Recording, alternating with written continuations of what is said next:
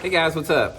Welcome back here to today's edition of The Fishing Teacher, and really appreciate you guys swinging by the channel and checking out today's video. And sort of, if you guys have been watching the channel the last week or so, you know this, I've been pretty absent from YouTube over the last week.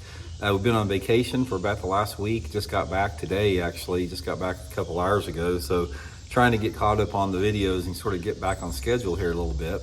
And guys, today I got a good one for you. I'm going to talk about probably my most productive August fishing lure and my least productive August fishing lure. Bait that I catch a bunch of fish on, and another bait I cannot get a bite on. So we're going to talk about that in today's video, sort of explain a little bit why they're productive. One of them is productive and one of them is not productive in today's episode. Also, guys, before we get started, just a quick reminder, I'd just like to invite everybody real quick again to please swing by and check out my Fish the Moment lake map breakdowns. These are maps I built specifically for the fishthemoment.com website. Great resources to learn more about your favorite lake. I'll have that Fish the Moment lake map breakdown link in the description. And also, guys, Solar Bat has got a Founders Day sale on my Signature Series glasses right now. Again, 30% off this month. Also, every purchase that you, every $98 purchase that you make, you get a free hard case from Solar Bat. And also, if you use the promo code RandyB with a capital R and a capital B, just RandyB, you get free handling, free shipping and handling. So I'll put all those links in the description there. So I really appreciate that. And of course, my neighbor fires up the skill saw as soon as the video starts over here. So at least the train or the helicopter is not going over. Okay, guys, I'm going to talk about, the first one I'm going to talk about is my least productive. Then I'm going to talk about the most productive, sort of explain to you a little bit, you know, why both of these are work and don't work. My number one least productive lure for August time fishing is a floating worm. I don't think, guys, I don't think I've ever caught a bass in August on a floating worm. I don't know what it is about it. It's like a floating worm looks like something alive coming through the water. It's so fishy looking, so crazy looking in the water, and the fish bite it so good in the springtime of the year. It's one of my favorite baits in March, April, and May, guys. I catch a ton of fish on a floating worm. But I'm telling you, when August rolls around, guys, they won't even look at the thing. And I'm sure there'll be some guys say, oh, Randy, you don't know what you're talking about. I whack them on a floating worm. Well, come here to Missouri in August and see how many fish you catch on them. Unless you're fishing a farm pond where the bass have never seen a lure before, you probably are never going to get a bite on a floating worm.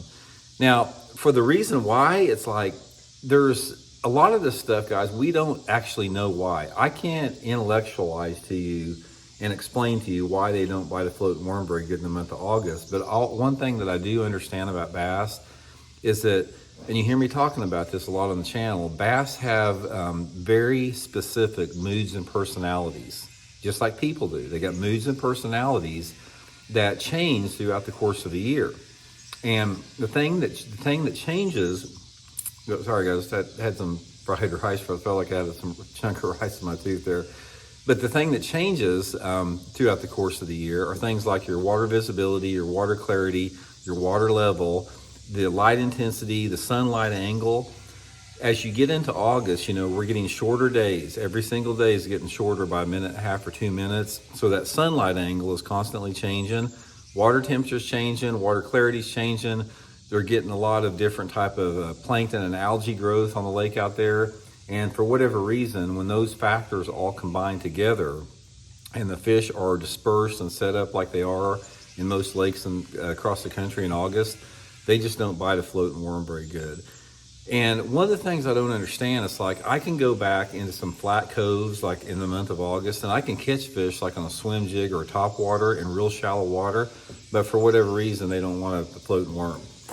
Okay, the next one, guys, is my old favorite. Guys, if you watch the channels, all three of my channels, you hear me talking about this bait a lot. I can't reiterate how good it is. It's this Megabass Super Z2 crankbait, guys. I have caught so many bass on this lure in the month of August and into September. It's just absolutely ridiculous how many bass I've caught on this thing the last 2 or 3 years. Also, guys, I'll put this in my Tackle Warehouse link in the description to the Super Z2 crankbait. Comes in a lot of different good colors. You know, I like the blueback chartreuse if the water is, you know, pretty dirty. If the water is like, you know, over 2 foot of visibility, I like this one called the Frozen Glass, but these are my two main ones that I use. But guys, there's something, again, about the mood and the personality of the bass in August. It's something about the profile of this bait, the way it wiggles, how it displaces water, vibration, whatever it is. Guys, the bass will light this thing up in the month of August into early September.